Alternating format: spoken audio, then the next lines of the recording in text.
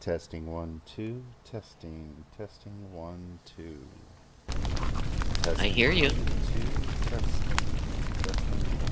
Yeah, I'm checking the screen.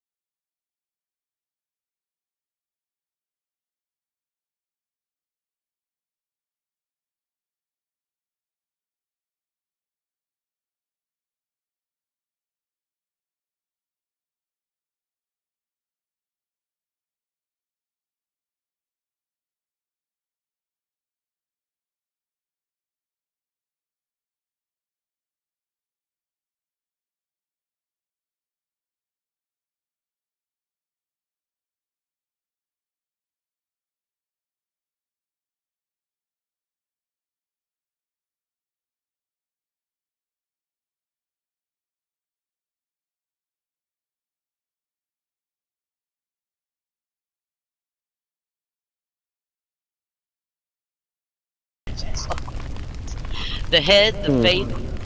There's 3 different things that attaches to the right hand, and if I accidentally remove it, the face is gone, and I just have these round eyeballs.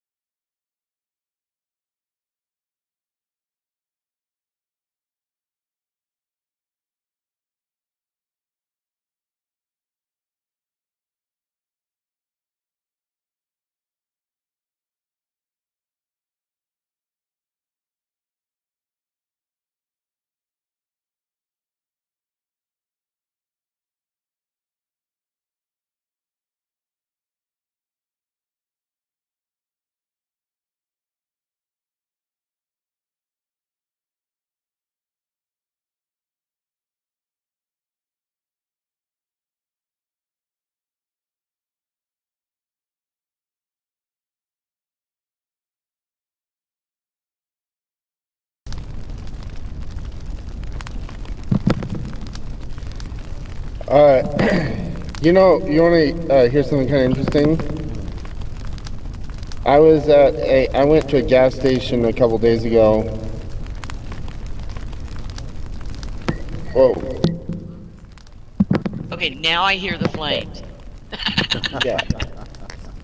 Okay. Sorry, I had anyway, I went to a gas station a couple days ago, and they were selling a full suit of armor at that, and it was a nice one too, and it was wearable as well. Wow. Oh wow. Uh, How they much? wanted a thousand. They wanted $1,000 That for wasn't it. the one right outside penalty, was it? No, no, it was in Colorado. Oh, okay. That is But I was awesome. just like, Actually, oh man, I wish I had an extra $1,000 laying around because I would have just bought that Yeah, the right then. Indian And they said reservation they had in like South several of Carolina them. has a whole slew of stuff. actually for wearable armor, depending on the quality, that is a very low price. I know, I've seen them for magnitudes higher than that. 5, 8, 10, depending I on know. the durability. I mean, that is actually I an mean, awesome price for a suit of you armor. you wouldn't be able to go into battle with this thing, guaranteed. Yeah. But I mean, it was. To be standing in the castle would be perfect. I looked at it and it was of quality enough. I mean, like I say, it wouldn't be something you'd be going into battle with, but But it'd be perfect for gishing. yeah, So there are people from the LARP communities and the medievalists that have full armor that is battle ready that do the I gish know. hunts. All right. And it is just amazing the You outfits guys some of are these ready people have. before we get this party started. okay, I'm ready. Do we want to stand up at the podium, Riverdale, so it looks official and everything? That is totally up to you guys.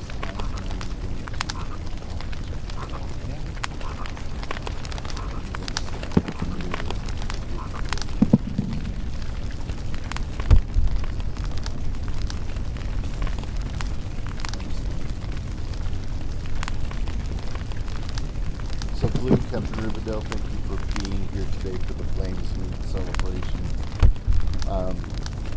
Those of you who are streaming with us online, again, thank you for your time and for celebrating the Flames Lodge with us. We have a pretty extensive schedule going on here. I'm going to pop up a little schedule note card here real quick. Give you a little bit of an overview as to what's going on. So for those of you who are streaming along with us, right now we're doing the opening. This is the hall. We've got a couple of the dragons that I was able to procure from Second Life Marketplace. Dragons are one of two of the Flames Lodge mascots, the dragon and the phoenix. And so this helps set the mood that this is a dragon or a Flames Lodge community event. Captain Riverdale is a member of the Flames Lodge, and Blue Perfusion is one of the people who are candidates for vice president and moving to captaincy. And so she will be giving us a little workshop / interview here later about how lightning and the Flames Lodge mood affect the person's persona they're saying. Also corresponding to with magic. At 11 o'clock, so 10 o'clock is the start. This goes for an hour. We will then go into a new ritual that I've created. this is based on path lightning. So how flame goes from one element to another in the process of manifestation and in the process of release. Then a small sharing circle, and then we will have the interview again workshop with Blue, and finally the workshop with Captain David. There'll be a couple of things that we'll talk about that have happened over the last few months, like physical conclave. During the physical conclave, had a wonderful talk on the elements, misconceptions, and correspondences. So that's definitely something that we'll briefly touch on during the and we also have in the last moot, Captain Riverdale was the recipient of a procession, and so we'll have a little interview with him about his reflection on that procession during at about the 1 o'clock hour. And so again, it's intended for 4 hours, but not necessarily. I will be clipping the recordings, so that way we'll stop the recording when one section is done. We'll come back to the next section, and then when we finish, then we'll finish it. I'm not adhering to this schedule in its entirety. Because it's just the three of us here physically and you're streaming along, you'll have the opportunity to pause where you need to, do what you need to, and then come back and unpause it. So we will pretty much just go in continuous. We will take breaks when we need them, and then I will just stop the recording and I'll start the recording back up. So that way we'll keep in, and so not necessarily, it is a 4-hour time slot, but it doesn't have to actually take 4 hours to complete. So that's going to be one of the benefits of the live stream. As I mentioned, I am Vice Captain Mikhail Draconis. I have had the pleasure of being the prefect for the Flames Lodge this last term. As one of the duties of Vice Captain, it is required that if a lodge is without prefect, the Vice Captain will step in and act as a steward for that lodge during that time that the captaincy and the leadership is looking for someone to fill that role. So again, I am Vice Captain Mikhail Draconis, and it has been my absolute pleasure to have been able to step into this role and do this for the Flames Lodge. I've learned quite a lot from the Flames Lodge, from being there, being immersed in the motto. The theme, as highlighted here above, the theme is vitality, courage, and passion. So in the talks and in the ritual today, we're going to be focusing on those. And when we have our talks with Apprentice Blue and Captain Riverdale, we'll see how their views of their topics fit within this overarching motto that is the essence of the Flames Lodge. So thank you for participating in this today, and I am going to offer Blue and Captain Riverdale the floor if they have any announcements or statements they wish to make. So, Riverdale, anything you'd like to add?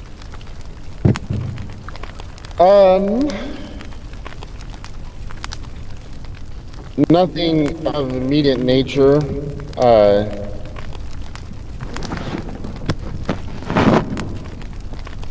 Would you have anything to say to the people watching as to the value of leadership and what students can do to participate in such an endeavor? Well, I have had. I've been in leadership for a year and a half, and in that time period, I have had many challenges, and I've had to stretch myself, and I've actually had a lot of self-discovery, and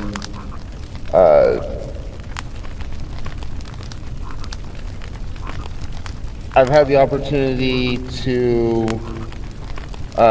see what kind of leadership style that I have,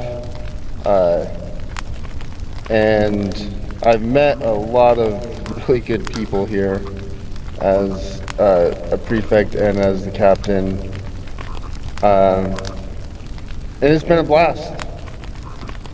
It's been a lot of fun. It's been work though too. So, but it's been work that's been rewarding. And I mean, this was, I've had the time of my life doing this. And that's just one point of view. So if you are interested in leadership as a prefect, or even to go up to captain, and even if you become an instructor, there's also leadership opportunities in the SD and a assistant. So there are definitely ways, and student leadership is one of the ways to really get your feet wet. I urge any of you and all of you to talk with your prefects, talk with the captains, let them know your interest.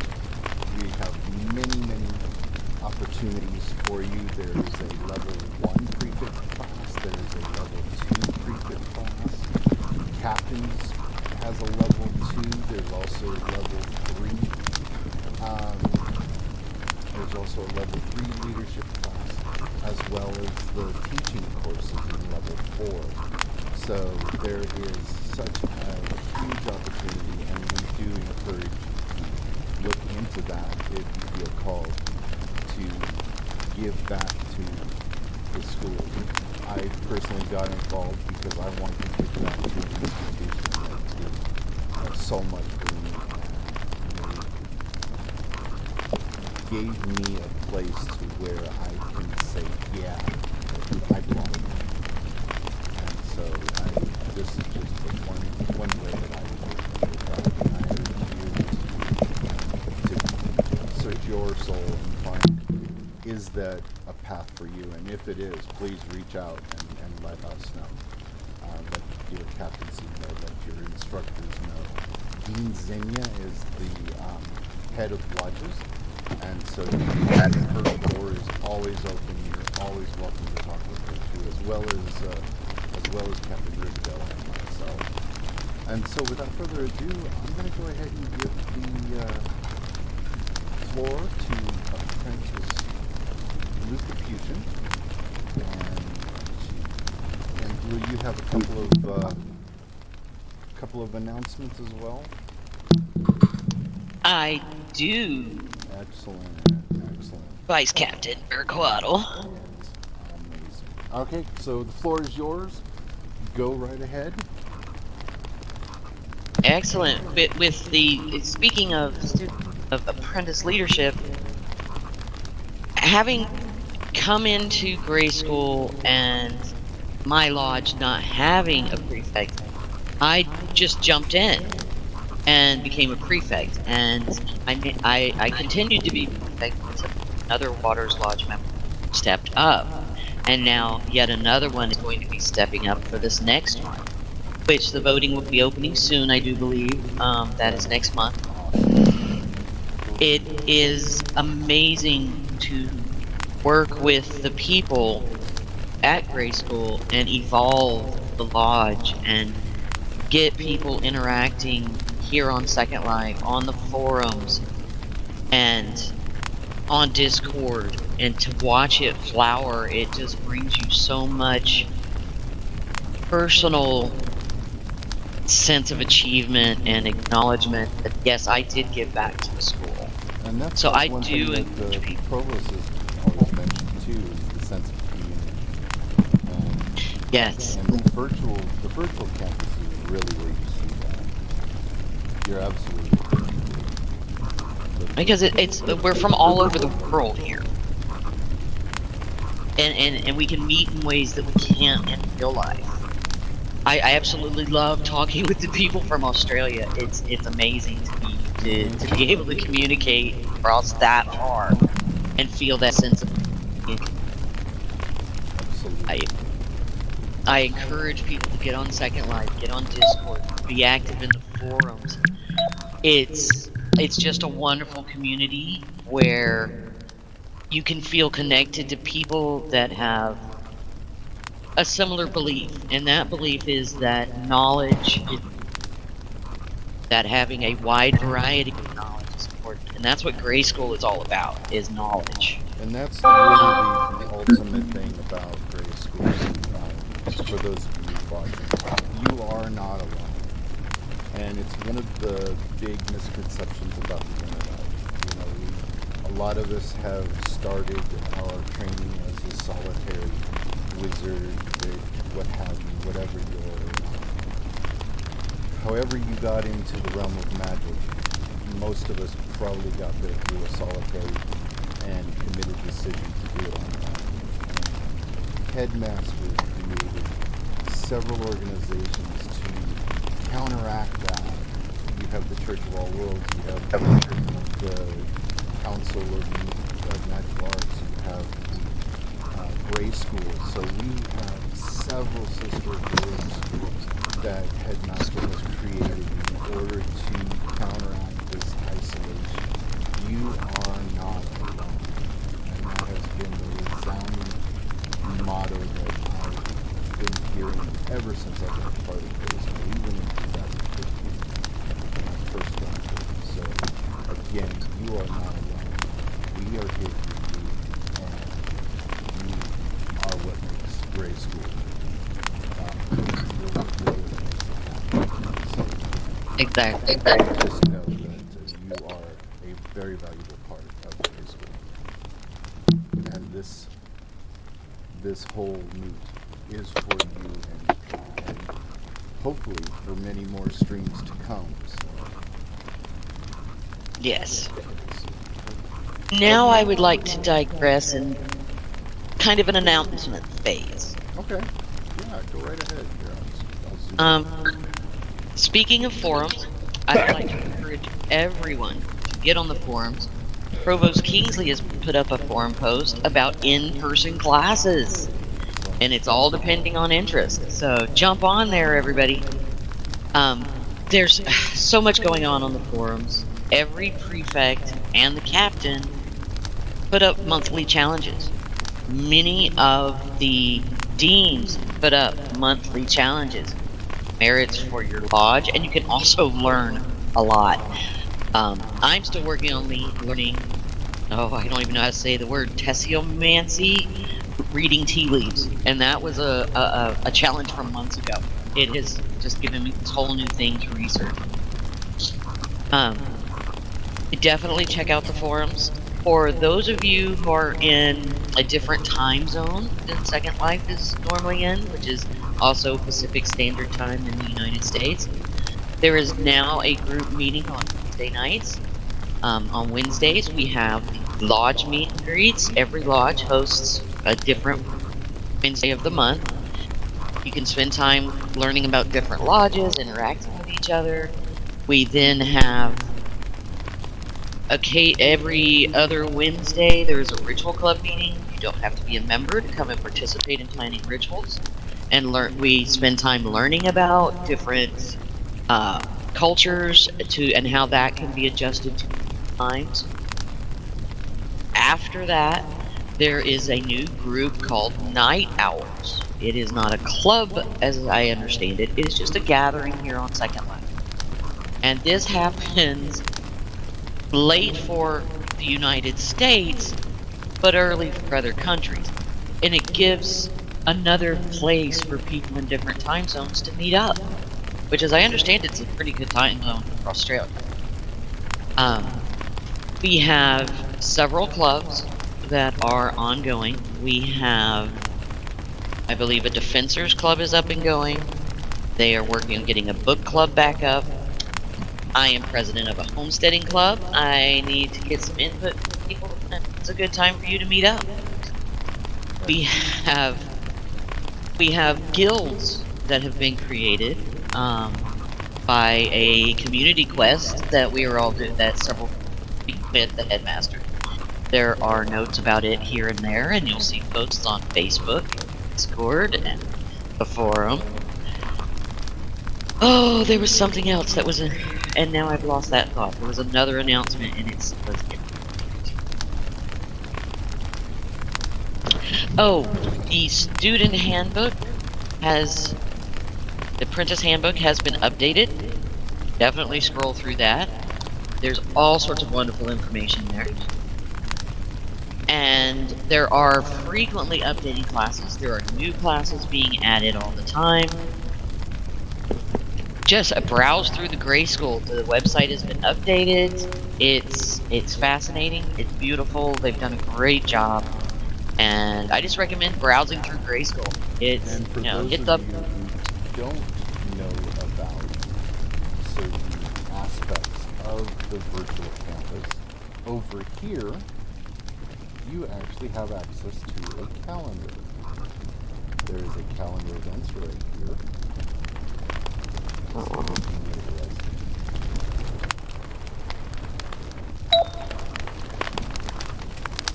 Gotta find out how to put stuff on there. There we go. Excellent.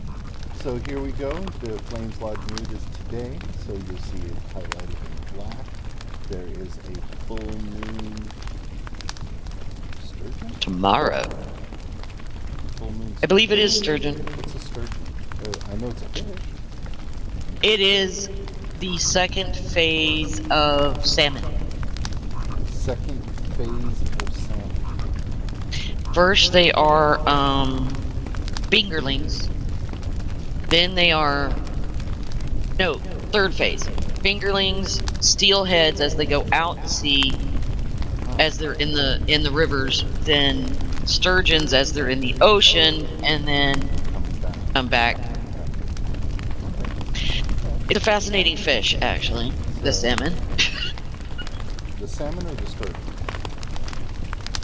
A sturgeon is a salmon. Oh, okay. See? That's why we got water slide.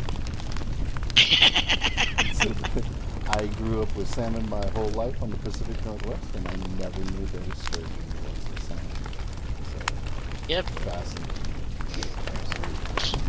Okay, and with that, Captain Riverdale, do you have anything else before I go ahead and do a transition into the ritual area?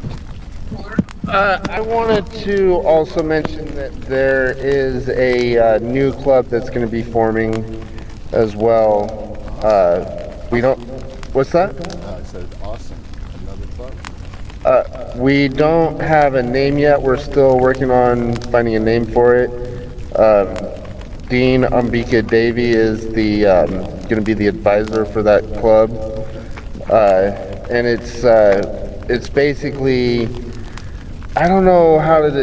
It's where we're going to get together like once a month and just discuss wonderful, fantastic topics. That it's going to be pretty open for all kinds of discussion, and there's going to be some meditation involved with it, and Higher self. it's like an everything club.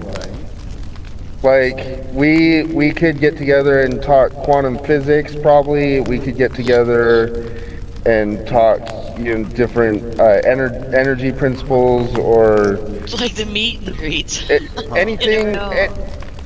Anything like metaphysical or mind expanding or universal or so. The mind expansion. Yeah, it's going to be a little bit more structured than the meet and greets. Right. and it's going to be over Zoom as Do well. you guys have a tentative time that you're meeting in order to kind of bring this club together? Well, we have a first meeting set. Oh, Let me give me just a second. I'm sorry, I don't have it. I'm just looking it up here right now. That sounds So interesting. our first meeting is going to be Thursday, September 9th, 2021. all right. So, Um, those of you who are so I'm working on getting that getting a forum page for the club and getting a name and a charter and some members. There's actually been there's quite a few there's quite a bit of interest from what I can tell within the posts. So yes. yeah, that's absolutely fascinating. So, again, for those of you who are streaming with us, um, our leadership and our faculty will move mountains for you. And these opportunities, don't hesitate to get into the forums. Once you get into the forums, you'll see right there one of the very first four categories. You'll see club events, club announcements. You'll also see general discussions where you can get into the vGSW. This stream has also been posted there. The schedule and the stream link has been posted there, so you have that available, as well as the clubs and lodges. Again, peruse the forums. This is for you. This is something that the school has done a lot of resources to make sure that you are not only informed, but that you are able to engage. And that engagement, that's what creates community. And as a member of the community, it is my pleasure to invite you to the rest of this celebration for the Flames launch. We're going to go into a transition right now, and we will meet again over after the virtual celebration. So thank you for watching, and we'll be right back. Excellent.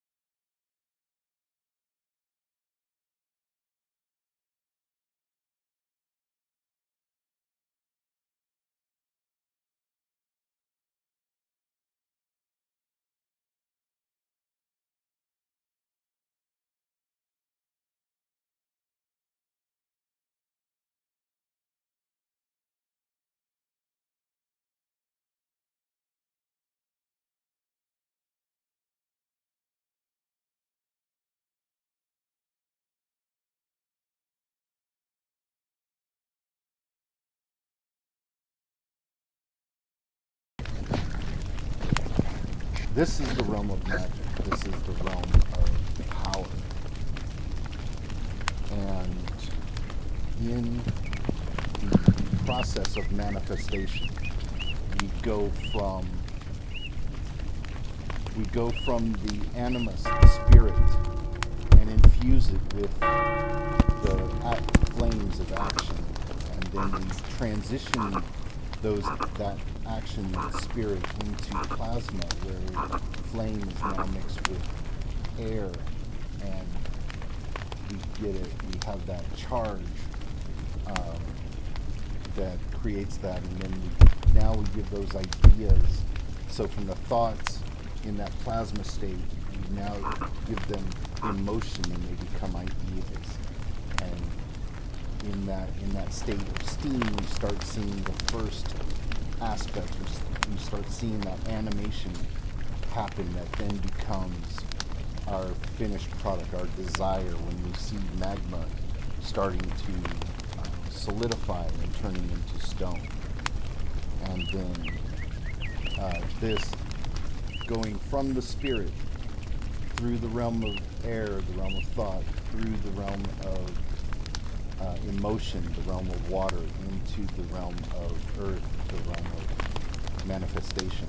This is the process of manifestation. This is the vital, what is it? It's the vitae vim of fire, the vital action. And again, this happens in the reverse as well. So in the reverse, we take a look at, so in the process of manifestation, we slow things down, we give things form, and we infuse and invest our courage, our passion, and our vitality into that. So take a moment, what are the things that have been manifested? And also take a look at the things that didn't manifest. Was there a piece missing? Was there something that didn't happen? And if it was, could this process have helped in that? And so when we're in the physical realm, so a lot of times as wizards, we practice magic. And the way that we practice magic is we are in the physical, but yet we're transitioning to the spirit. This is that process of deconstruction, that process of release. And so when we create rituals and we create spells, what we're doing is we're combining all these correspondences, the cup, the chalice, the athame, the red, the blues, all of these core things that correspond to our desire, our ultimate goal. And when we release it, we're releasing it back through this process. So we're taking the desire, we're heating it up, we're giving it action, so that it can now, we can now distill the emotion from it. And it becomes, from the magma, it ignites and releases that energy and becomes steam once again. And then from that steam, we have our raw emotions that then transcend the veil and go from the realm of mundus, of physical realm, and now we're getting into the spiritual, the ethereal realms, where the magic is coalesced. And so from the realm of steam, we go into the realm of emotion, and from that quintessential emotions, it is now infused with that ionic charge of plasma and transitions from the realm of emotion into the realm of thought. And then once that thought is now reunited through the plasma state into the prima materium, or the animus, the spirit, it is now back to the quintessential element that everything is in association. So what happens is when we leave when we cast a spell, when we perform a ritual, once we do the quote release, we are channeling that energy, that desire and pledge through the elements back to the element of fire, back to its animus, its primary material. And one of the key figures of the Flames Lodge is the dragon, and in many cultures, the symbol of the serpent or the dragon is a symbol of wisdom, the bringer of wisdom, the bringer of knowledge, and this is how it's done because of the element of fire being the element of action, being the element of initiation, of animation, through the process of manifestation, going from fire through air, through water, through to earth, through the transition elements of plasma, steam, and magma. That is how one element can actually be the catalyst of many different things, and that's why flames and fire don't really fit within the kind of the scientific model of the states of matter, but actually is, you don't get the transition of states of matter without. And so it's kind of like the Psyche Lodge, who is always a member, but not depicted here because they are infused in every one of us. Though they are not physically manifested here, they are always with us, as their element is the realm of spirit. And again, if you theoretically look behind the element of fire, then you will see the element of spirit, the element of animamea, and that is how Psyche fits in with the rest of these lodges.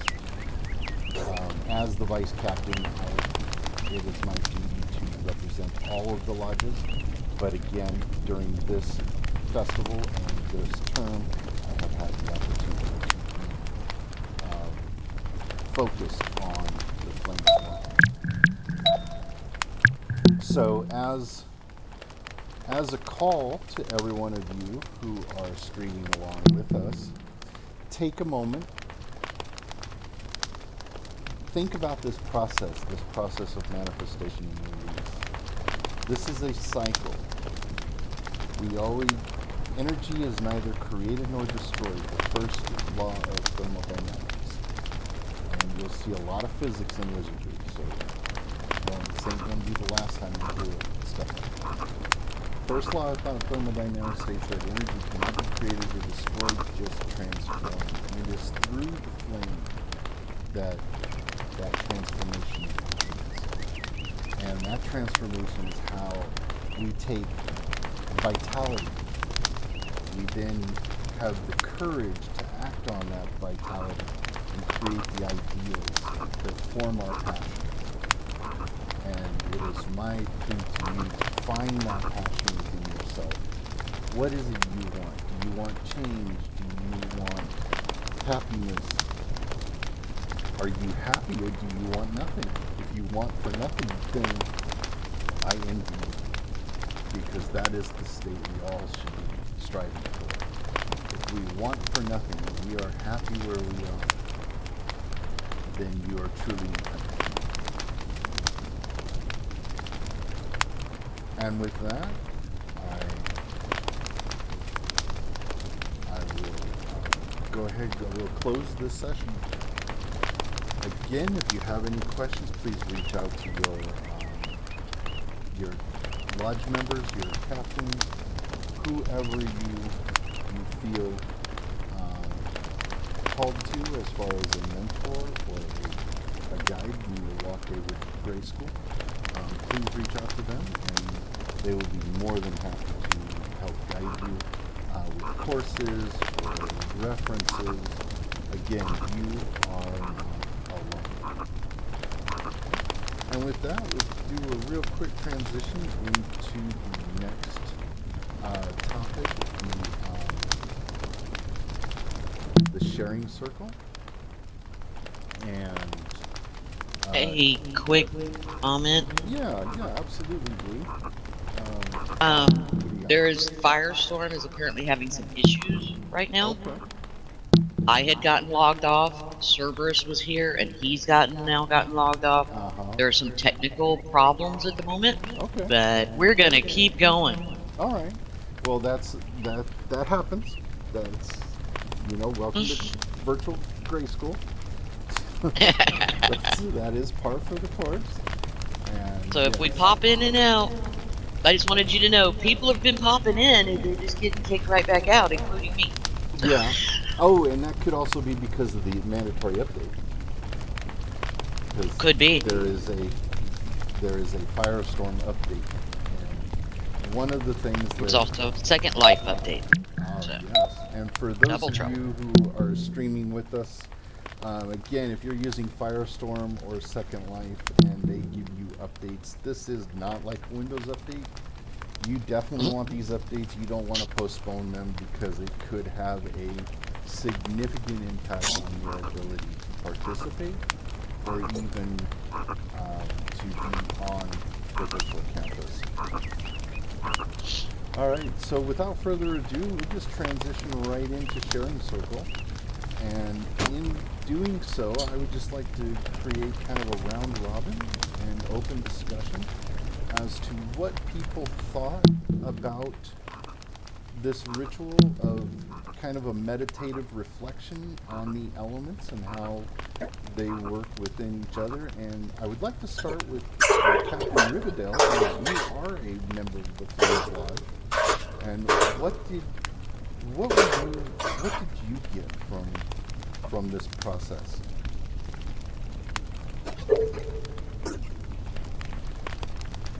I suppose it would be a good idea to turn my mic on. Tech. That is also a part of manifestation. Well, so I've just been sitting here and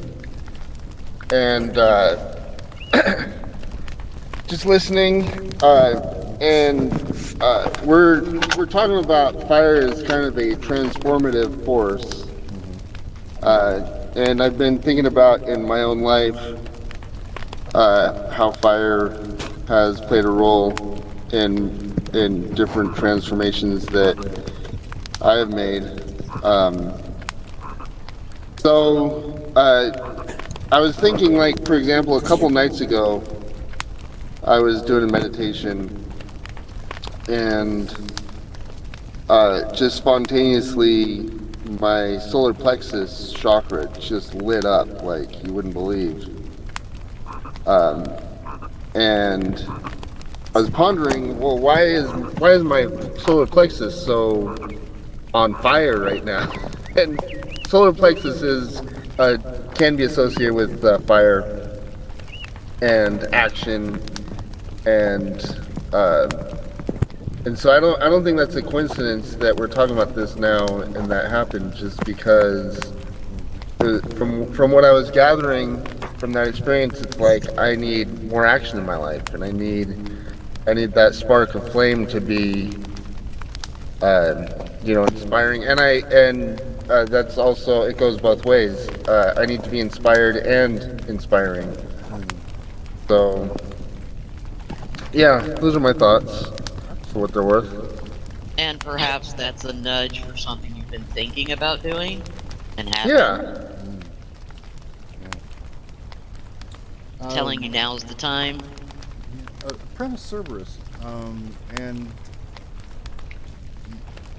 okay, I'm so gonna mess up your name for so many times until I get it right. McEnroe? McEnroe, yes. Same. Big. Just pretend like you swallowed a frog. It'll sound great. Well, I got the Mackin, and then I got the Roth, and then I got the A. So I'm the McEnroe. Never surrender. Okay. Alright, so McEnroe and Cerberus, both of you guys are with the Winds Lodge.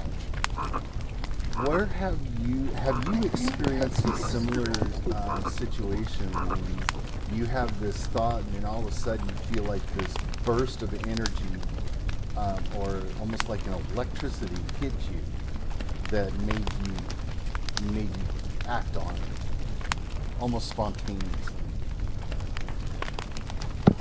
Sounds like you're talking about intuition. Could be intuition, yeah, because the realm of intuition is where we kind of leave that realm of plasma and start going into the realm of emotion. But no, it's still there. It's kind of that transition where you say, okay, when that electrically charged plasma of your thought now becomes a direction and an actual path where you start investing the emotion. And again, that gets into the realm of water. But so like a mental intuition, mental intuition or mental action. So kind of that breaking point where it no longer becomes static, when your thoughts become alive. And how does that, as a member of as an air element, how do you perceive that? How does that work in your life?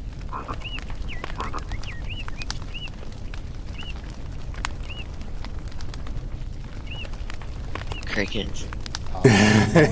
Totally cricket. Right. So when you perceive this good. situation, what are your next steps?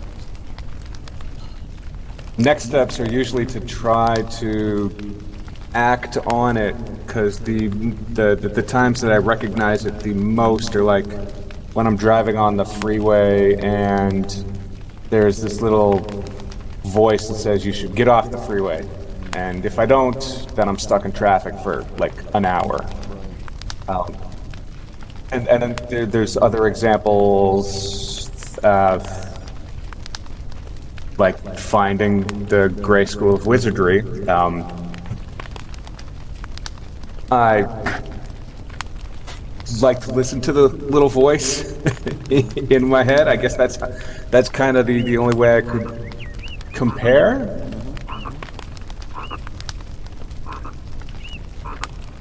And so you call it the little voice. And would that be similar to the thought that is not given emotion? So you don't actually claim that, you call it the little voice because it's kind of there but not yet a part of you? No, it's definitely in what I would identify as my head. Okay. Like there is. I even went so far as to write a little bit of an essay to Provost Kingsley, where I did mention that I have multiple little voices in my head, and he alluded to it being more of a metaphor, and that claiming that we have voices may not be such a good thing to do. It's not a medically viable course of action. I'm not on any medication or anything like that, but there are definitely. But it is very Winslow. It is very air element to associate yourself with those random thoughts that are not part of your psyche, and it's very alien to me because I'm Stone's Law. And so for me, unless I make it manifest, it's not real. But as a member of the Winds Lodge, when you have a vision, when you have a thought, and that thought then becomes a vision, you've already claimed it as yours. Whereas to me, it's still an idea. It doesn't have emotion. It doesn't have manifestation. But I mean, my stepson is a Winds Lodge. He's very nebulous in a lot of his thoughts. And a lot of his thoughts and a lot of things he does, and it's very hard to follow him sometimes. because he's like, oh, shiny. Right? Yes. He Yeah. has a shiny moment, and while he's over there at the shiny moment, he gets Typical this Ravens. glimmer of the quarter of his eye. I always wanted a sparkly of my very own. Oh my goodness! But that makes sense. That makes sense that Yeah. you would perceive your mind having all these little voices, because in this element you haven't slowed it down. In this element, the process hasn't focused, and so you're still getting all of these inputs and making the mental determination of what are you going to investigate, what's going to be the option instead of the choice. So that fits quite nicely into the element of plasma, because once you actively charge a thought, then it follows into the next element, where our ever-loved blue Capuchin will be able to talk a lot about, which is the element of water, the transition element of steam, and where we start seeing the transition from the realm of spirit into the three-dimensional realm. And blue, Oh, yes. Water is very much about that. when we start looking at that thought and that idea, how are you able to focus emotions? Because it can be very erupting sometimes. When you are, there's a thought, there's something you want to do. And to me, that's very much air, when you're just, oh, here's an idea. And then how would this happen? And there's all these different paths you could take. And then you have to choose. And to me, that's where the lightning of fire strikes. It goes, this one. Okay. So And like you were saying, the plasma infuses, okay, here's a path from the thought. Let's do this path. okay, so that's in Zen they call that, or in Hindu they call that chant. In Zen it's called enlightenment. Yeah. When you And then feel for me, the water, that infuses that with your interest and your emotions. And then one of the things about water is it's a liquid, it can be a gas, and it can be a solid. So the development of all this, that is where the idea becomes okay, this is a path. So say fire touches water, then you have steam. And then as you focus on that, steam is is a divination tool. It's one of the things, just like looking at a fire, where it moves and it forms images and then it will coalesce back into water. And that then will easily flow into the form of what you're wanting and can solidify ice into the actions you want. Water can then, to feed it over to stones or earth, water dripping into soil makes a pattern. It makes an impression. That would be where you could make the beginning plan. Okay, I figured out I want this path now. What do I need to do first? That would be where that's the when you water's get into dripping your- into the earth. get into your planning And and what it's gonna starts take forming to it. manifest, for sure. And then you I like form. how you were able to link in how emotion and the investment of emotion in conjunction with that element of action is really what transcends something from the spiritual to the physical. And interest itself, just saying I'm interested in this, if Yeah. you notice what your body's feeling, it is very similar to the emotion of happiness, of enjoyment. And And for those of you watching, this is one of the things. This is why Gray School has so many different departments, so that you can find the tools that make your own ideas manifest, to make your passions and desires reality. And so having that path of, so when we're taking this idea from this element of air, and now we're starting to invest in it, we're starting to make a plan, we're starting to write things down. That emotion is what carries everything through. And it's having that investment of emotion in your spell work, in your school, in your studies, is really, that's the catalyst to success. And we're very, very happy with the results, as has been seen by a lot of us who are apprentices, as well as what we've seen with members of leadership in developing other people to become the leaders of tomorrow. So again, as I reiterate every time, you are not alone. There are people here for you. Now, as an element of earth myself, I've already mentioned that I don't consider something real until it's gone through all these states, because my element is the final outcome.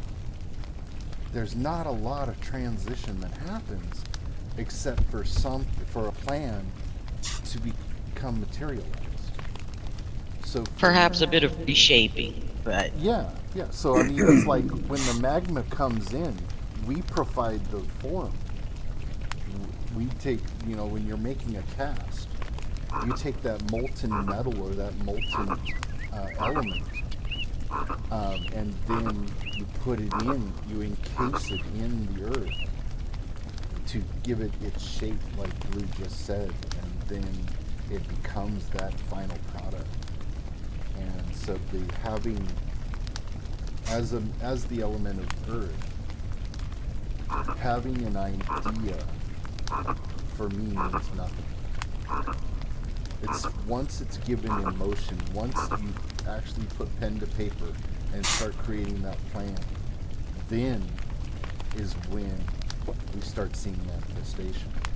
Because in the stones, we see spirit as almost an otherworldly being, as like living on a different dimension than us, but yet we're still in touch with it. It's almost like the astral tether. It's like, yes, that is still a part of me, but it just seems so far removed.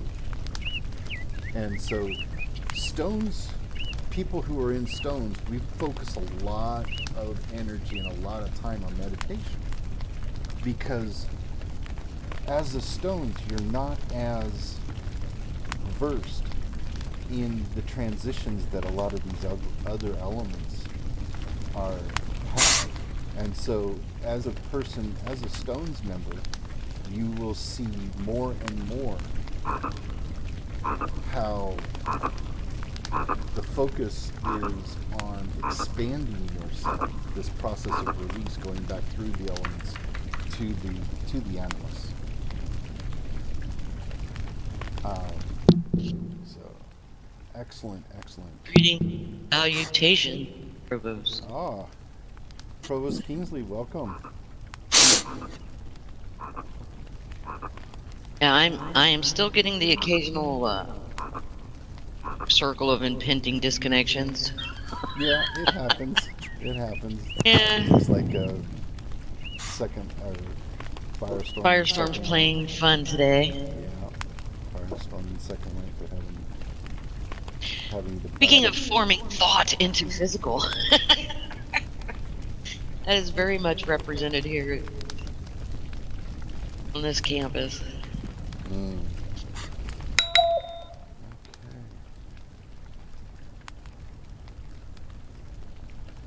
It's good to hear you share about how in the Stones Lodge, or being in the Stones, it's different in regards to the thoughts actually becoming reality, because something I struggle with is the thought itself is the reality. So if I have 5 thoughts over the course of like an hour or a day, whatever the time frame may be, but all the thoughts are real ideas and need to be pursued like obsessively, and so weeding through them to choose the ones that are actually important to pursue is difficult. And then quite often I find I've not even been able to, because there's so many, and so then the actual action is usually, Results in inaction sometimes. and then whatever the universe decides is where I end up, as opposed to like my own choice or my own action. Perhaps meditate with those thoughts, with a couple of mountains with valleys that thoughts can work their way through as the air of your thoughts flows up against the earth. And this is And extremely yeah, this valid. isn't going to happen. And Blue, I didn't mean to cut you short, but Provost has the headmaster on the phone. And Headmaster is excellent. one of the most esteemed members of the Flames Lodge.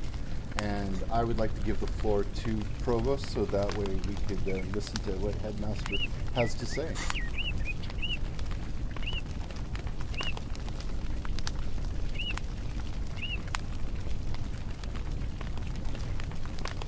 Provost, when you're ready.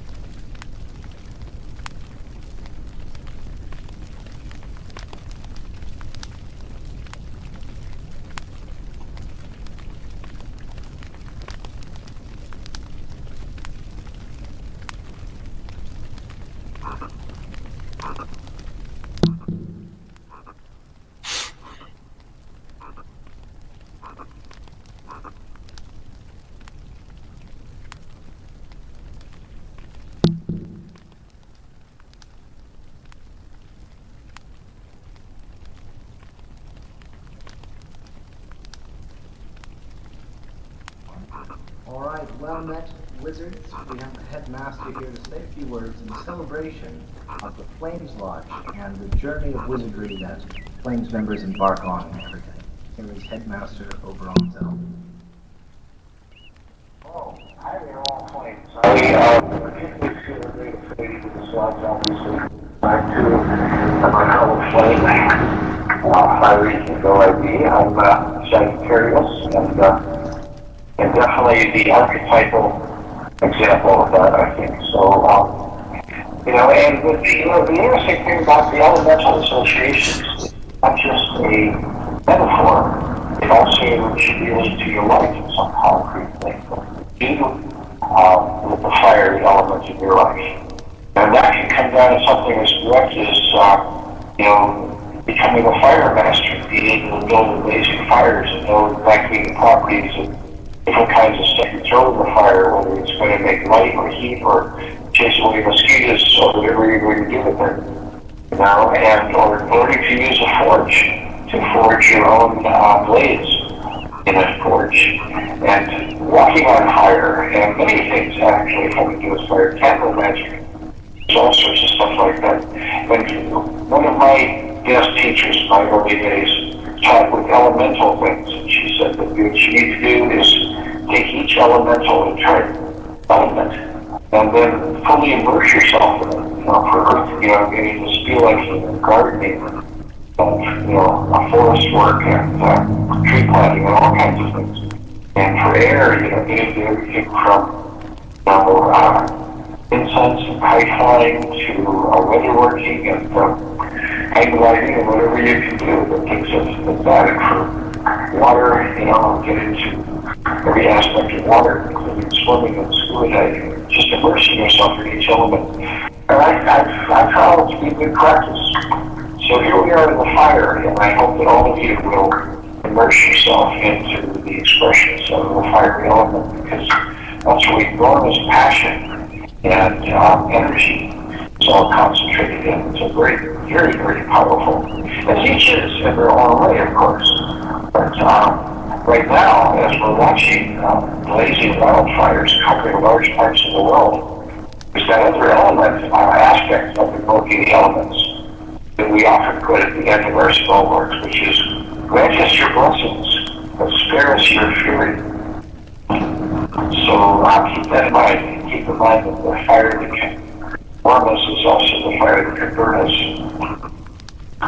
So, anyway, happy anniversary, guys. Flame on. Flame on. Thank you, Headmaster, so much. Thank Flame you, on. Headmaster. Thank Thank you. you, Provost, for doing this. Thank This you. is extremely, it's always a pleasure to hear from Headmaster. And again, for those of you who are streaming with us, that was the message from our Headmaster over on Zell, Ravenheart, and he touched on a lot of great things like the using the forge, um, being able to use flames as a correspondence in your magical work. Headmaster gave a wonderful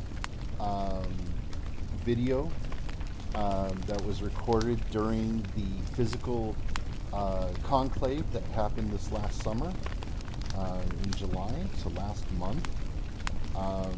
Please go on the forums, look at the section called Video Lessons, and you'll be able to see that. It's called, it's the Headmaster's talk about the elements, correspondences, and misconceptions. So by all means, take a look at that. And with that, we will go ahead into another transition and take a little break. And then we will get ready for our next event. Okay, and on that, I would like to welcome new apprentice here. yeah, Is it Wolf Skull or is that? Do you have a microphone on, or can you hear us?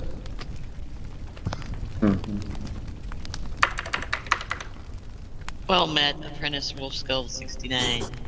well met. We frequently call each other by first names, especially when we have long names.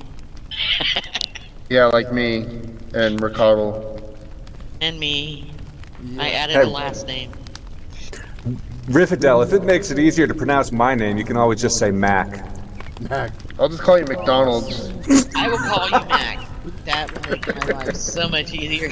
that Mac actually goes with the whole Johnny Depp persona you got going there. So that is it. You are now Mac. Excellent. So, So Merc- again, greetings, Wolf Skull. Thank you for joining us today.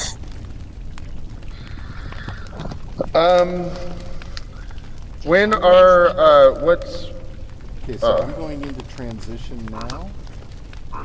Okay. And we're going to stop the recording and stop the audio.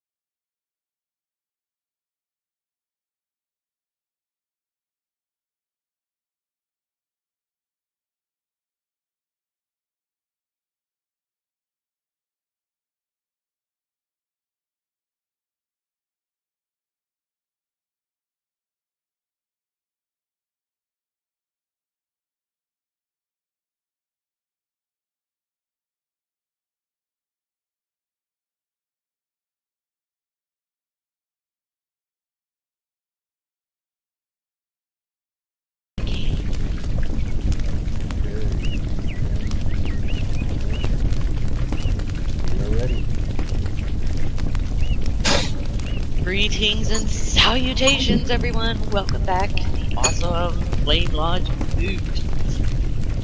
Having so much awesome fun here today. I have a workshop / interview / sharing circle discussion round about how our body's electricity is an aspect of fire. Now, I frequently contemplate the aspects of the different elements. Take an element and work with and study and work with all of its aspects and how they are represented in my life.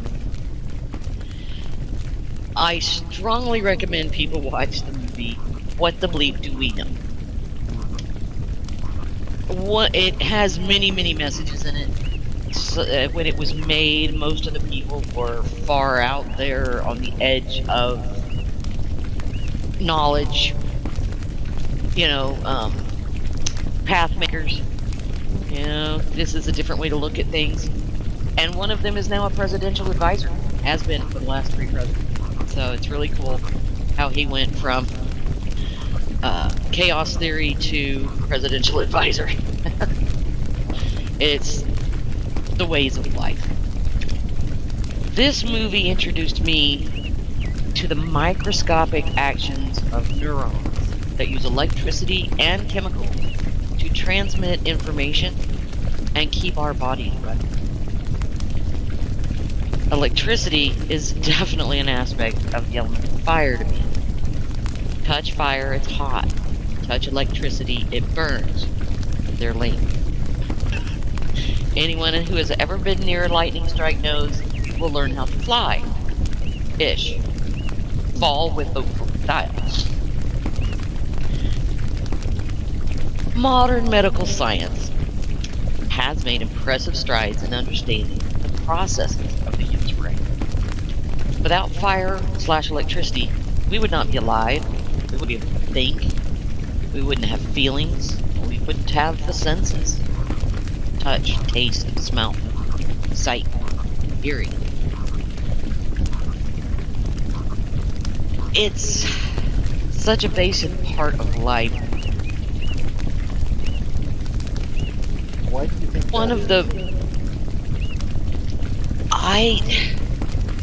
it is one of the most volatile. It is the most volatile of the elements. It is amazing the ways the human body uses fire, uses electricity. It's a very nebulous thing. Electricity. It's a pulse. It's a wave. It's finite and yet infinite. It's one of the basic fascinating aspects of life to me.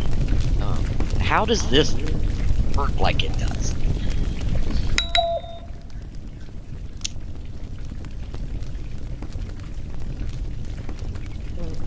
One of the other connections with lightning is our nervous systems that this power runs through looks like a tree.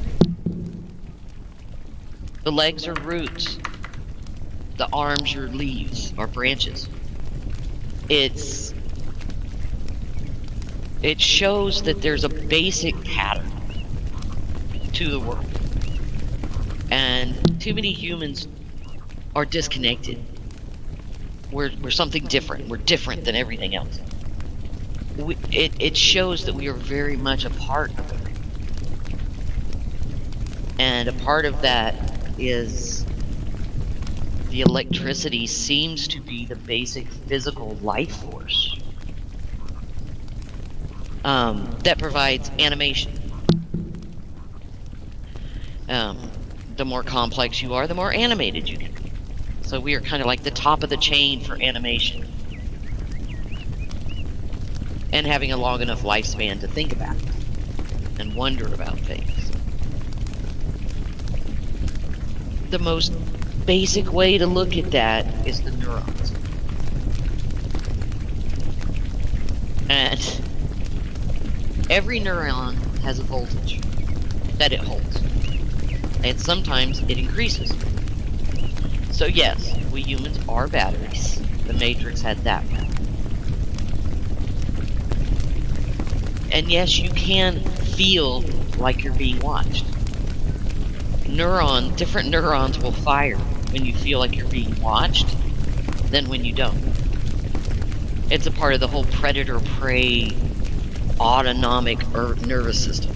So many automatic things happen in our bodies.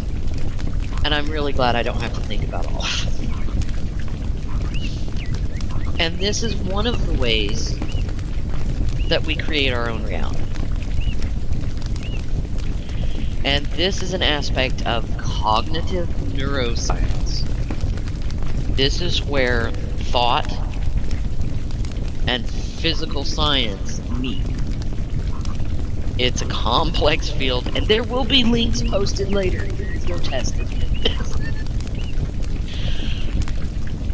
A very interesting fact that is really stuck in my head, so I want to get it out of the way right now. Neurons send information to our brain at more than 150 miles per hour. We are FTL machines, faster than light. And as such, it explains so much about humans and our experiences. 150 million miles an hour, y'all. That's insane. That's to get a message from my foot is touching my shoe to the brain and back to the foot going, it's okay, I know where the shoe is and it's not gonna hurt. And everything we see and feel, the brain reaches out to the rest of itself and just searches through, well, what is this? What is this that I'm feeling, seeing, hearing, touching, smelling? Oh, it's this. Or this was a similar time. And it does it so fast that we don't even really think about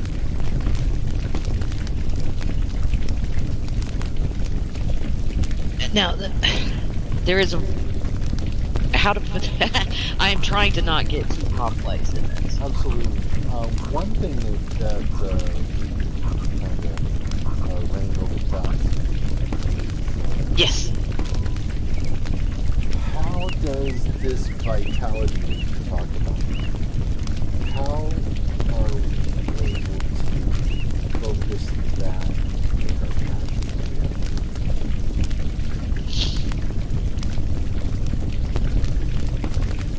One of the ways, there is a lovely little graphic on Kids Nat Geo Kids. It is a wonderful place to start looking at neurons. That our very neurons have a positive side and a negative side. Okay, like a battery. Yes, but also like the Earth. There is a picture that has thunderstorm clouds up above. They're a positive charge. The Earth is a negative charge. And when these two charges build up enough, they connect as lightning.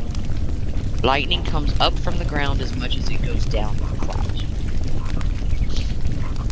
When we have ideas, epiphanies, this is a lightning strike. Where a part of your brain has gone, hey, let's pay attention to that. And when you're trying to do some work, you're trying to figure something out, you keep getting distracted, one thing you can do is actually picture this and go, okay, my brain's having a storm of lots of little lightning bolts. I want to focus on this one. And one of the awesome things as a human is we can deliberately think about something and slowly stop paying attention to other things. We can deliberately focus ourselves on one thing instead of just reacting to the world around us. That's a big thing that separates us from the beasts out in the field. So when you're wanting to figure it out, and I've also found this helps when you're trying to understand something in a class and you're just not getting it. What's another way to look at it? My favorite thing to do is go onto Google and type in some keywords and see what comes up. And frequently your brain will go, oh hey, that's how that works that I was trying to figure out. I used to work with computers in a computer lab, and it was my job to communicate between the instructor and the students. The instructor would give this beautiful description of what he was trying to teach. And all the students are giving that look of, I heard wah, wah, wah. And then I got to say, oh, no, no, no. What it means is, if you look at this icon and click on it, and then you do this, and then you do this, then you get that. Oh! So, I often think in complicated terms, but then I speak it in simpler terms. It's an old habit that I've been having trouble getting past. Another thing about your brain and the fire of thought and how your body operates is your brain is always trying to find ways to explain the sensations that we are feeling. Not just physical, but emotional. And the same sensation can have different meanings in different contexts. There was a wonderful example in the article. When you see a delicious piece of cake and your stomach churns, your brain might send signals to your body that you're hungry and excited. Or it might send signals to your brain that you're nauseous. Don't eat that. It depends on many things. One, have you just eaten and you're full? Two, at some point in your life, did you eat something that was similar, looked similar, and made you ill? Your body will automatically say no. Hey, Julie. So you'll go, that looks beautiful and delicious, but I'm just not feeling it. That's because your brain's going, nope, we didn't like that. That happened before.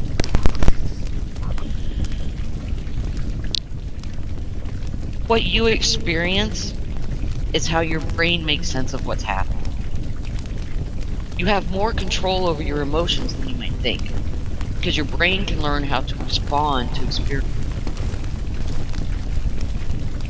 An author, Wayne Dyer, said, if you change the way you look at things, the things you look at change.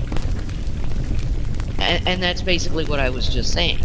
You can focus on a single thing. That's how you go from the nebulous swarm of ideas to a single, ooh, I want to learn more about that. I'm going to look closer at that. And then the other things don't have to disappear. They can just be set over on a little shelf. I'll come back to you guys later and let you focus in and learn more about a particular thing.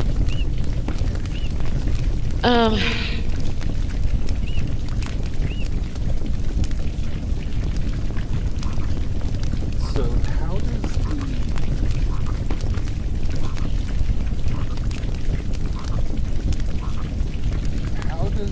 light, how can one use light, how can one use this electricity to kind of replenish themselves, get themselves out of like a depression or numbers or something? How would someone be able to utilize this bright power?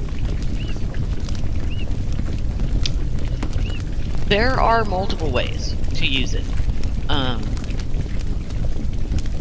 What we each create our own reality. That's one of the basic concepts of chaos theory. If you observe it, you change it, and make it real. When you are having mood swings or depressed, I know a lot of people have been having trouble with depression, which then scatters your thoughts so you can't focus. Picture your brain as having, I don't remember the number of neurons out. You have a gazillion little pathways for this electricity to zip down. The more often you use a pathway, the bigger and stronger that path gets. A pathway is a thought process. How you get from point A to point B. Okay? Well, this happened, and it always makes me depressed. That happened, and I can never do this when that happens. Yes and no. Previously in your life, you were stuck at home because of lockdown. So you couldn't do all these different things and you got depressed. Then as it went on, oh wait, now I have time to learn to paint.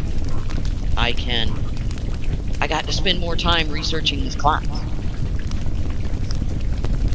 So instead of going from I have to sit at home to I'm depressed and just sitting here, you veer that path off. You deliberately stop that thought before it gets to I'm depressed and can't think, and go, ooh, look, I can do this.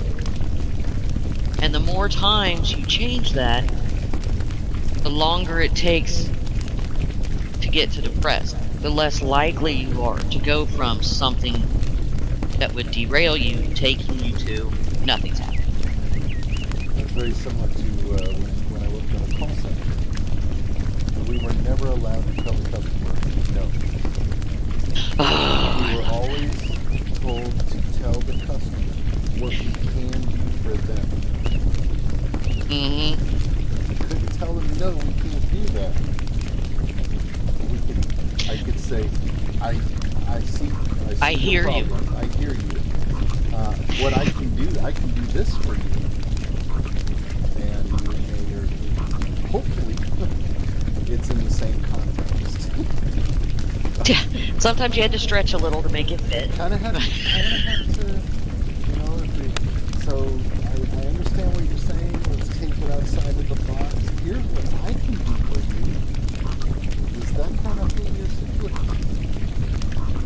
And that is where you're trying to take a person from, I had a problem and I met. And part between here and there somewhere is the, well, this could help. Let's try this.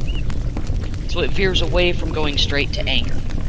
So you're saying that we can take this, like this electricity and be like the spark of the divine, so to speak.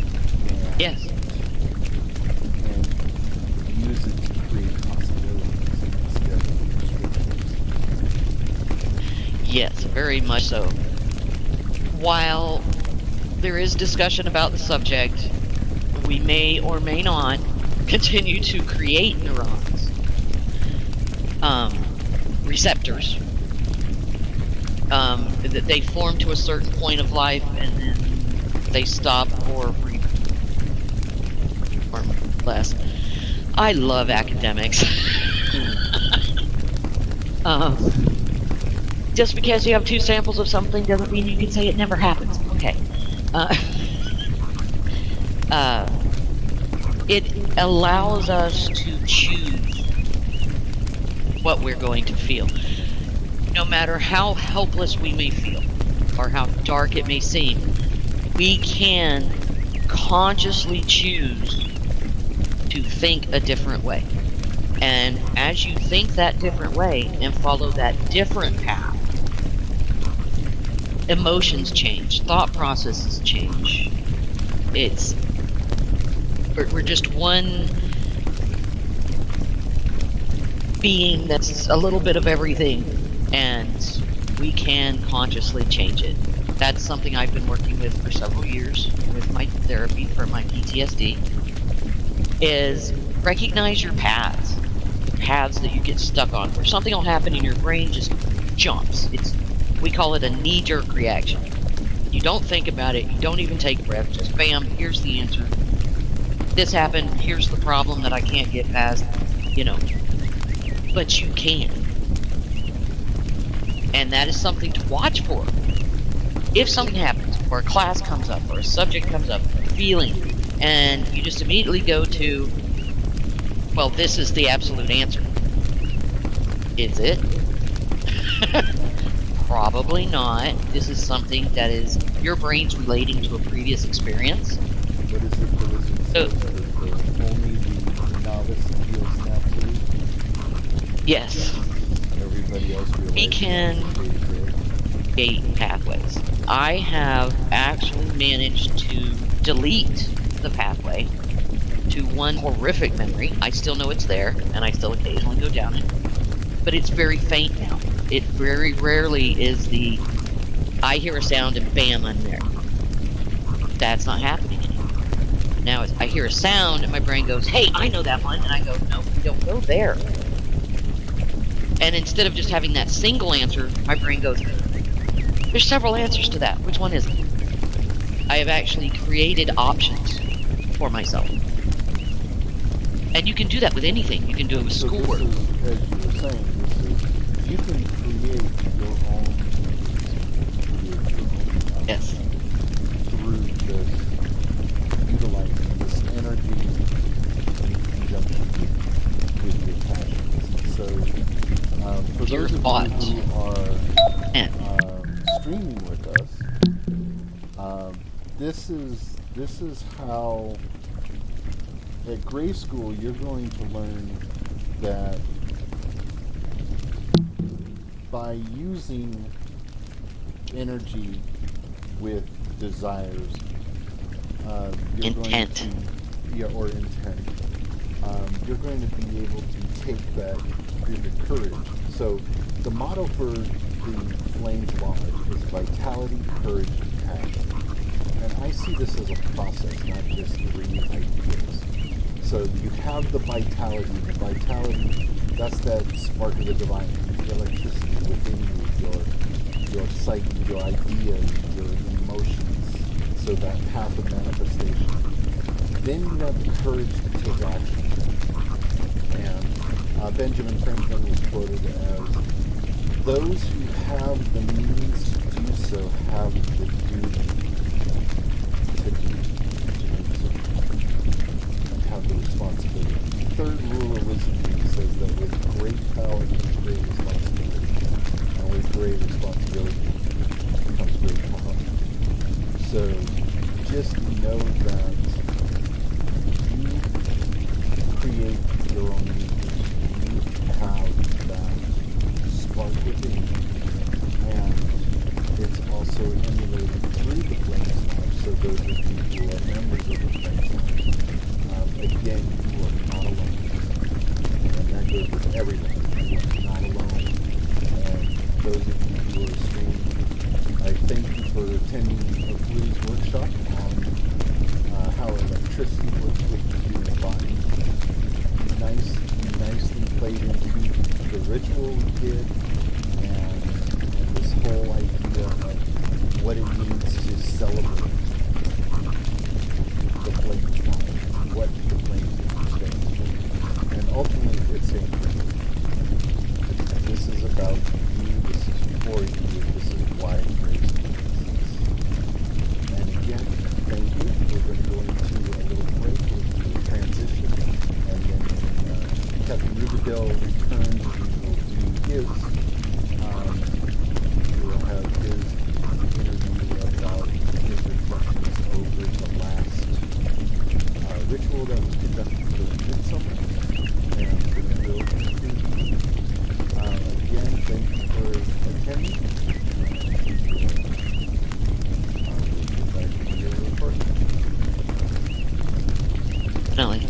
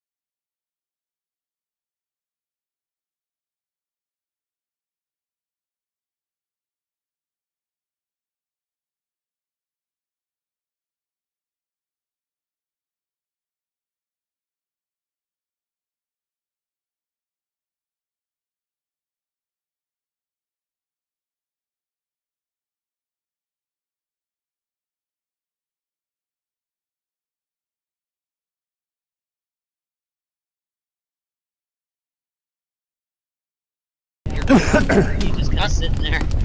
I'm just kind of, I'm in the middle lane on the freeway. Just kind of, I'm in the median. With his flashers on. No, not even bother. That's fantastic. Oh, and my truck is sideways too. Oh, I'm there not. you go. My wheels are facing sideways instead of down. Nice. It wouldn't be right. Nice. You're gonna be there a while. Yeah. I kind of remind me of Cheech and Chong when they hit something on it and they're like, dude, I think that this isn't a good parking space. Yeah. So, you're parked, man. So It stopped, right? I wanted Yes. to give this last workshop opportunity to you to kind of explain to everybody, especially the people who are streaming, what the procession in the last move, how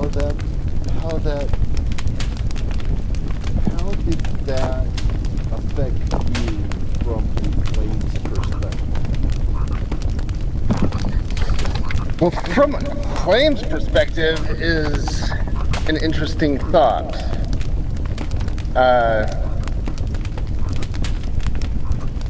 So one thing about being in the procession is I felt that I had to be completely vulnerable and honest about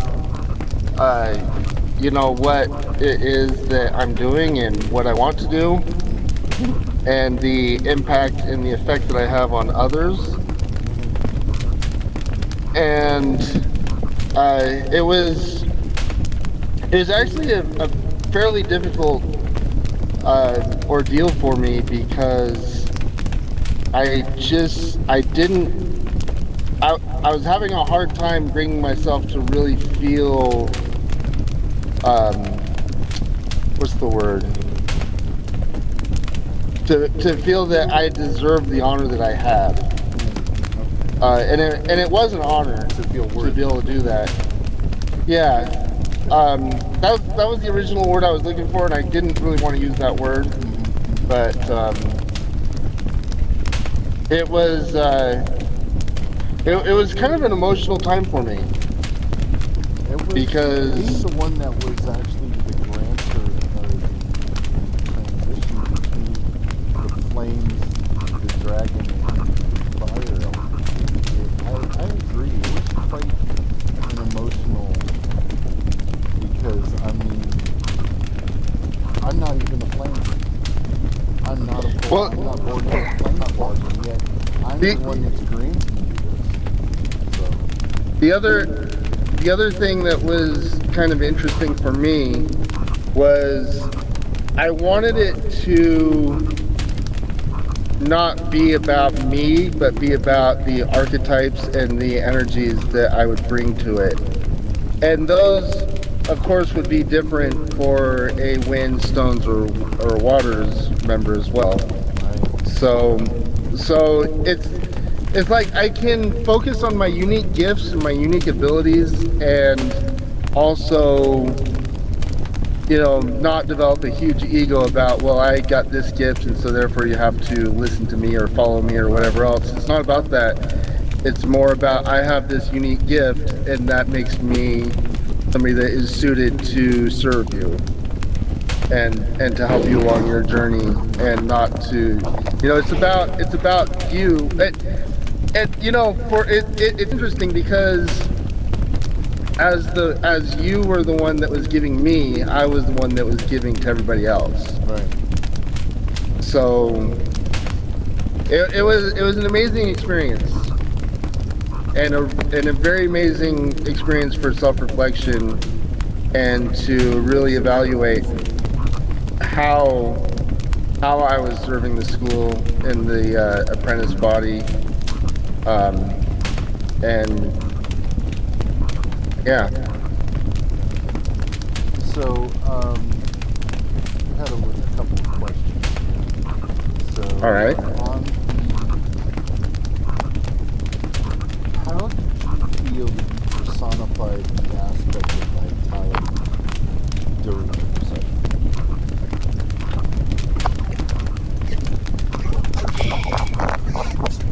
Well, vitality is life, and it is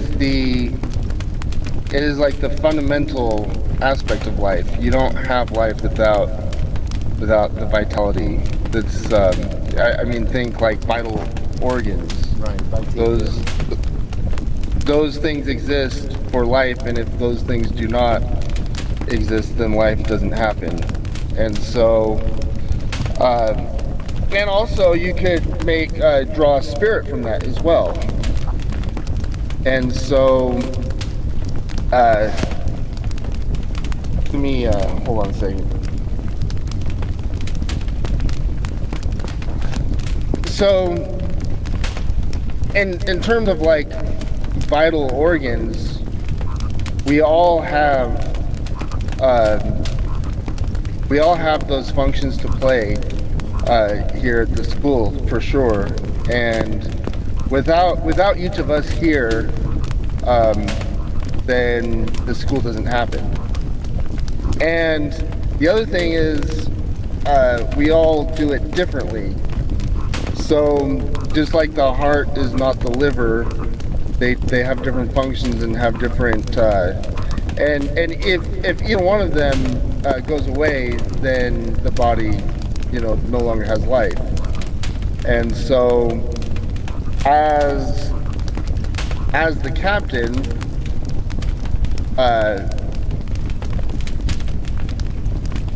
I was bringing myself to remember that while I have an important function here, it's no better than the function of everybody else. And no, we're all equals here, and we all do our job, and we all work in symbiosis. So though each of us have separate roles, we all contribute to the same thing. we're all part of the same ecosystem, and we're all important. And how did that aspect of courage, did you have fears, did you have trepidation? How did courage help you overcome any or all of those, or if you had it? I've been thinking about the idea of what courage is, and I would like to explore that for just a minute. Yeah, for sure. And courage, I think a lot of people understand courage to be where you overcome your fear of something, and that is not what it is. If you overcome your fear of something, then you don't really have courage, because courage is standing in the face of fear.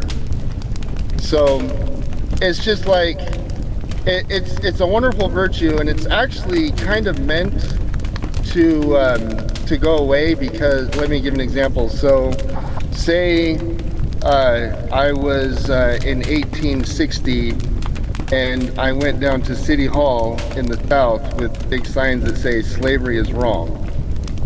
That would take a lot of courage, because there's a lot of people that are going to oppose me and possibly kill me even.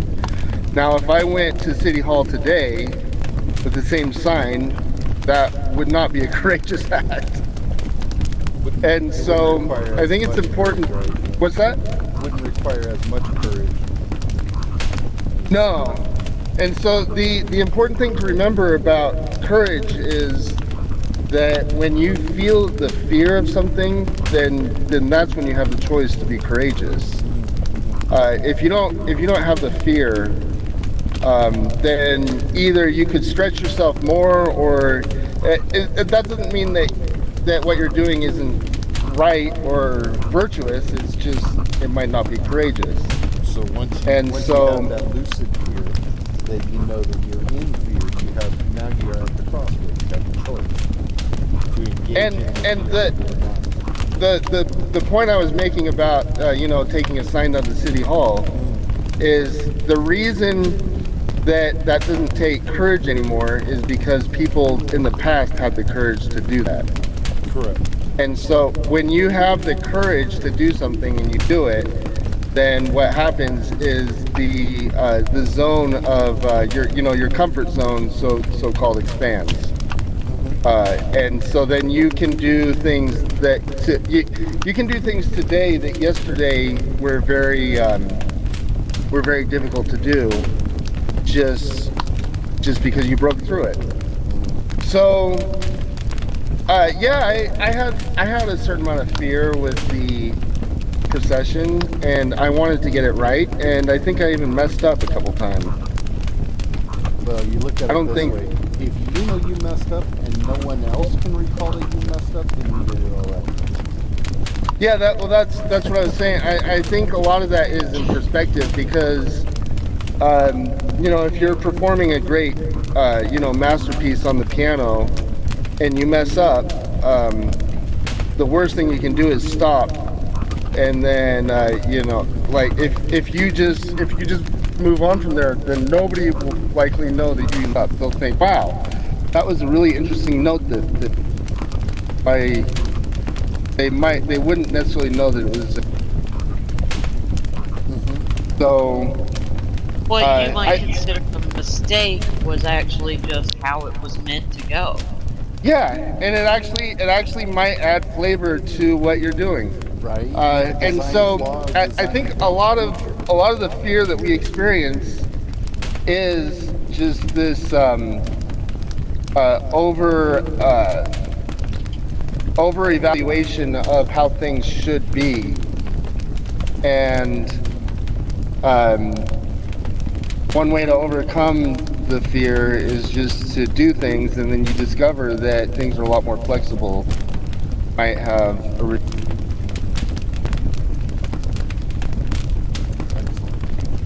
And so the concept of passion as the third aspect of the Flames motto.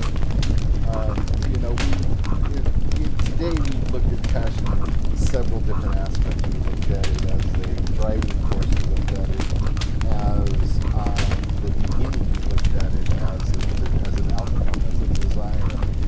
So how do you, during the procession, how do you feel that you personify that aspect of passion from the Flames? Well,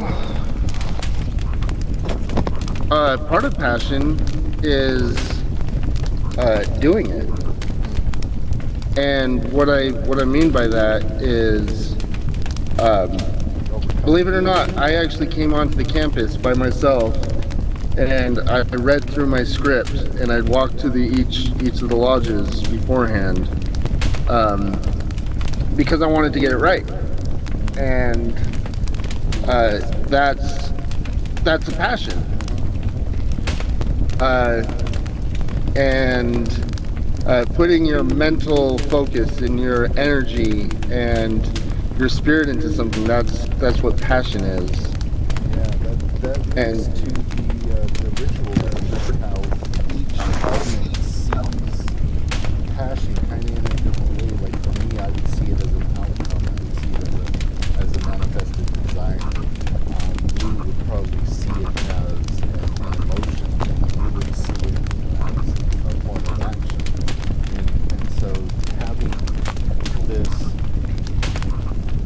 idea that passion is something that lives among even other elements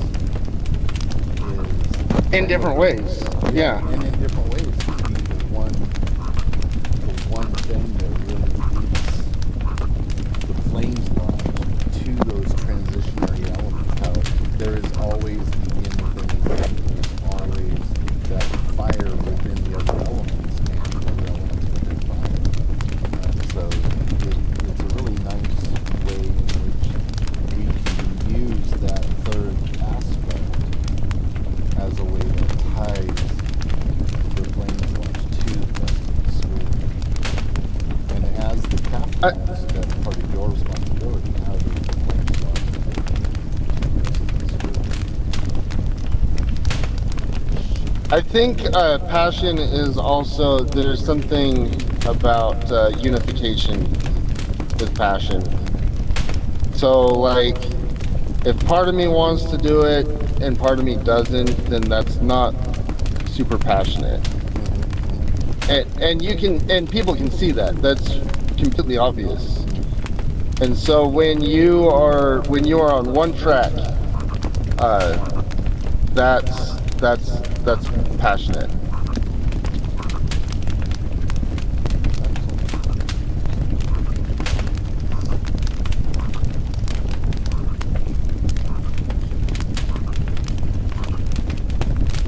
So I kind of wanted to open it up. Wolfhard, any questions that you have, especially being a new person? Again, you probably aren't familiar with what we were talking about the procession, but based on everything you've experienced today, have you any questions? Have you any? Nothing really that I can think of at the moment. I'm just happy to have been here and get my feet wet on Second Life here. So no questions. There's just a lot of information for me to be absorbing at the moment. Yeah, there is. And Well, honestly, that's one of the this good is- things about the recording. the thing that we Where like would I about- find that? The biggest thing that we like about the virtual campus is no matter what we do here, it's always in the spirit of celebration. So, you're not tested on any of this stuff. Anything that's given to you is given to you freely. And it's an open heart and an open mind. And it's not, Just share. we're not, I already feel extremely welcome, like in all the medias and stuff like that. Discord. that's fantastic. Yeah, so as soon as I jumped on here and I had got like the friend request from you guys right away, it's like, holy. Yeah, absolutely. You got a friend request from me. Did everybody else send a friend request? Yes. As soon as I teleported in, I got a bunch of friend requests, That's right, because, That makes me happy. you have and then I got the tour, which was nice. I found out where the lodge. Are you around on Wednesday evenings? I possibly could be. That is when my grimoire is coming. So yeah, I'll probably be around. I'm also preparing for this move, like I said, so I might be on and off. Because we have weekly meetings on Wednesdays. Kind of just a meet and greet. Yeah. Okay. You never know what we're going to talk about. Yeah, right. That's always the best. Buyer beware. We might be talking about food, we might be talking about some kind of science. We do limit discussions. That is in multiple places in the Gray School handbook, etc. We don't do politics, we do not do religion. We keep it simple here. Unless it's Canadian politics. That Justin Trudeau, man. I like to stay out of politics.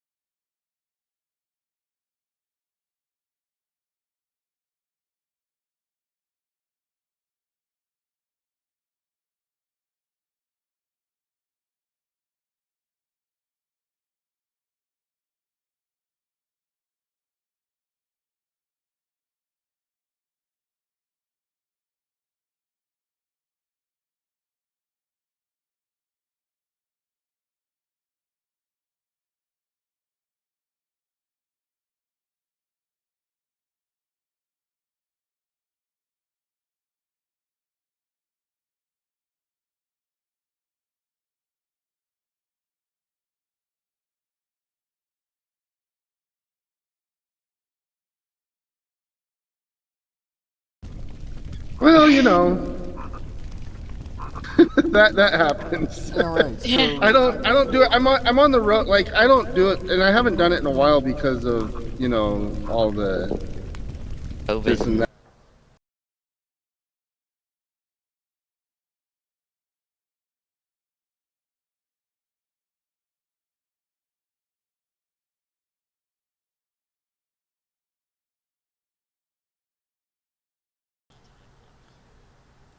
all right, Yeah. so Are this we is what going call the to- closing ceremony. Those of you who are streaming with us, this is the pier. This is where you will res when you come res, or when your avatar emerges on the virtual Gray School campus. You will emerge right here at the pier, and you will. This is also where we like to have our closing, because as you always want to, just like Ouroboros, where you start is also where you end, and so we want to try to symbolize that with a. Not always we have a closing ceremony, but today I thought a closing ceremony was appropriate in order because of the focus on the Flames Lodge and how the flames always, the phoenix always rises from the ashes. From their endings comes their beginnings. An end is a small step to a new beginning. And one thing that I would like for people to take away is, how are you going to personify vitality, passion, and courage in your life? We've showed you a lot of correspondences that you can use either in spell work or in meditation. This is for you. These moots are for you. You're always welcome to attend, either virtually or through Second Life. We also, every year, starting this last year, we now have a physical conclave in white. White Hall. Yeah, I was going to say White Castle. I knew that was wrong. Yeah, I knew you were. 'Cause you've said that, done that many times. But yes. I'm sure they have White Castle in New York. Oh, they should have crystals over there. White Castle. Wait, that's a burger place, right? It's a restaurant. Oh yeah. Okay. So, just take a moment, reflect on what we've talked about on the ritual that we use today. Through the element of fire, we have the ability to create action. We have the ability to make our passions manifest through taking the courage and applying that vitality to our desires.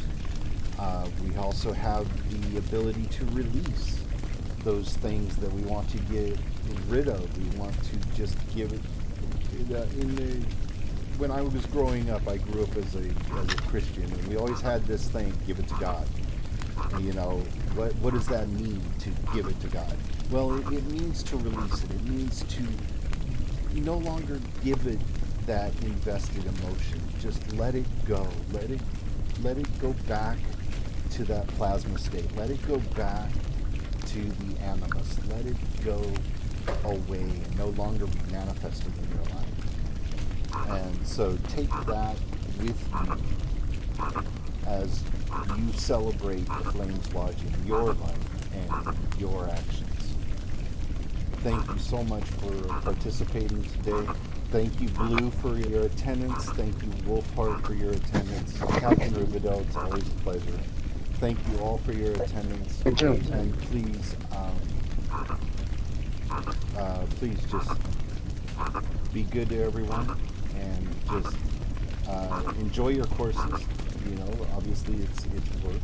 A lot of people don't enjoy work, but do enjoy your courses, because what you're going to learn is going to make your passions and your desires take you one step further, make you one step better. And that's what it's all about. It's the spiritual alchemy, the communication with your higher self, trying to be better, be that one step better every day. So, again, thank you so much.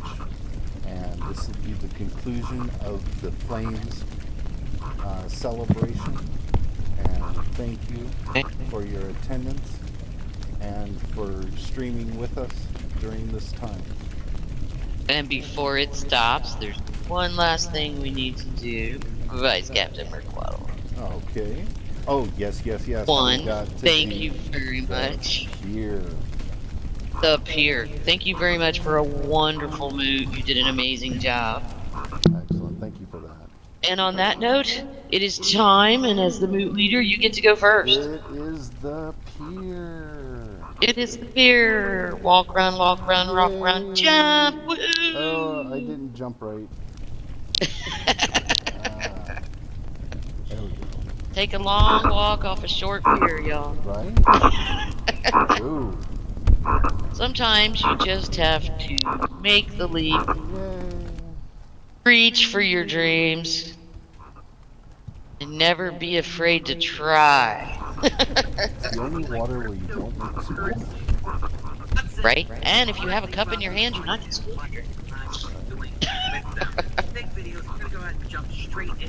So on that note, thank you everyone. I'm going to go check and see